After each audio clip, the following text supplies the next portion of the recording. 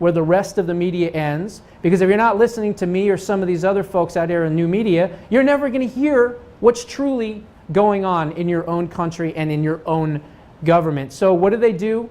They attack Donald Trump. They attack Republicans. Why? To cover up the putrid stench aromating, if that's a word, from their own candidate, Hillary Clinton.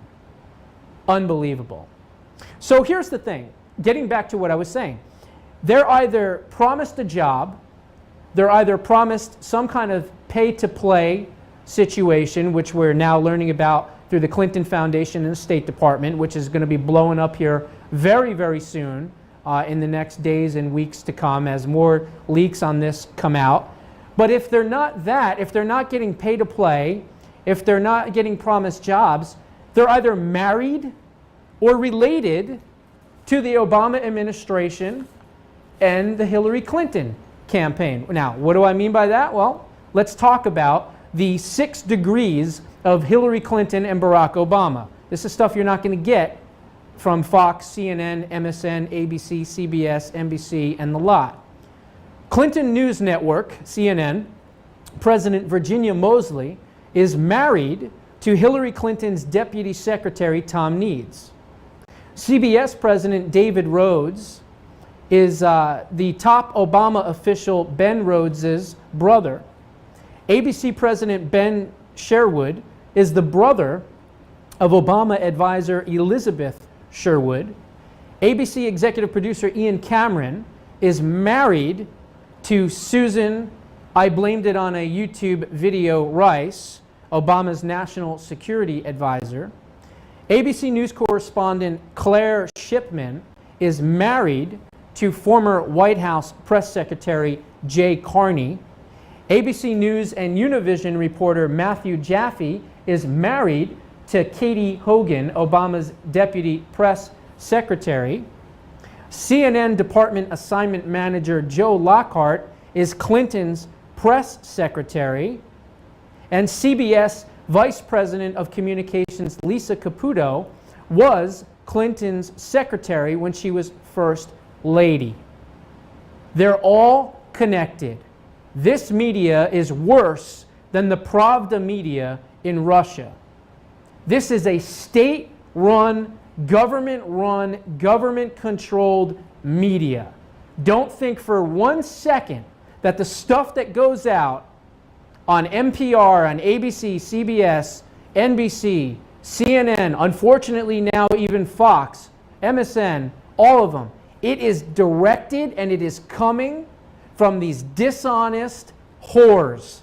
That's right, they are dishonest, unscrupulous, editing sluts and whores. And that's why shows like mine are growing in stature and in nature. Because you people out there are starved for real, truthful information. And you can't get it, unfortunately, from too many sources. So I put myself out there as a target. The freedom business can be dangerous. But as I've said many times, I'd rather die on my feet than live on my knees. Now, before we go, MSDNC are covering for Hillary Clinton, will not allow alternative views, will not allow anyone to say anything bad about Your Highness or Barack Obama and the Democrat Party. And I will see you folks on the other side of segment 2. Go ahead and roll it.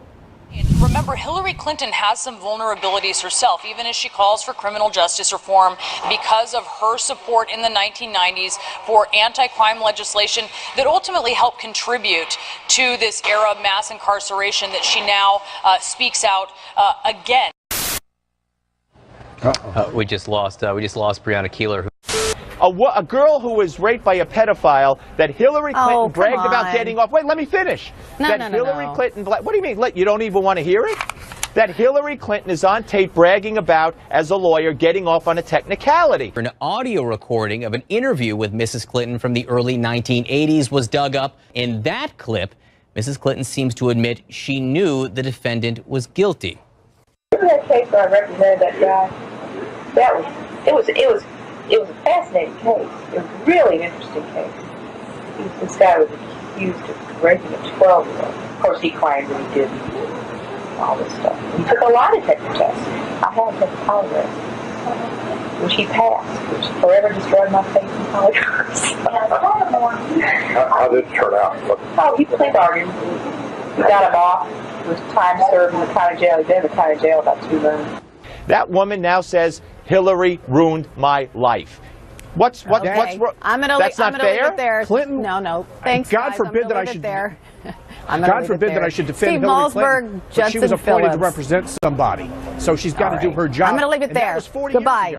Hillary Clinton blamed the victim. Number 101 when you're dealing with rape cases, don't blame the victim. She blamed a 12-year-old girl, a 6th grade 12-year-old girl, of seeking the attention of older men and fantasizing about being with older men. There's audio. Wait, we haven't corroborated any of this, so I mean, I just think you should be very. It's widely reported. It's widely reported. Widely reported. So is the National Enquirer. Widely reported. We widely can reported go. doesn't mean anything. It's not on this network, I would point out. Hillary Clinton had accused her of some sort of culpability in her own attack. Widely reported. Widely reported doesn't mean anything. It's not on this network, I would point out. Wait, we haven't corroborated any of this. Clinton wrote of the victim, "I have been informed that the complainant is emotionally unstable with a tendency to seek out older men and engage in fantasizing."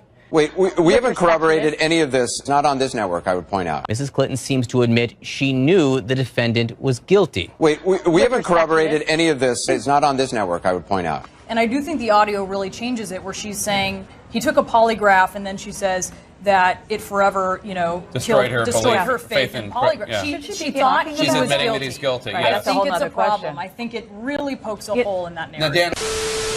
The servers are no longer hooked up and working. I mean, if they are, they're with the FBI.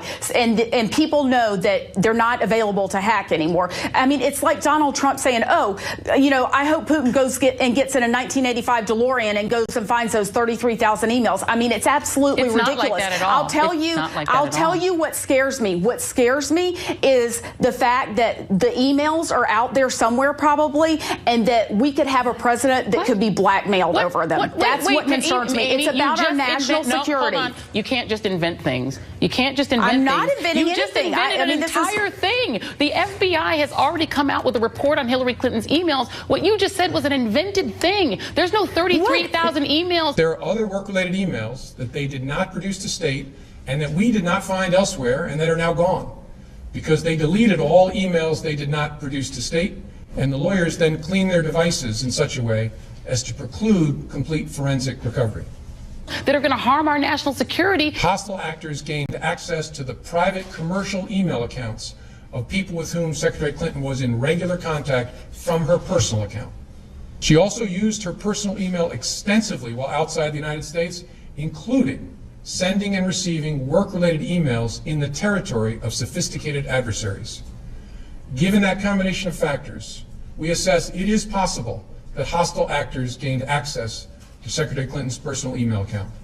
You know that there was an entire year and a half. We're not going to relitigate that. No, Amy, we're not going to relitigate that. But you can't make things up. Not if you're going to invent things. Okay, you can say your comments. I'm not going to invent things, but the FBI also said. No, ma'am.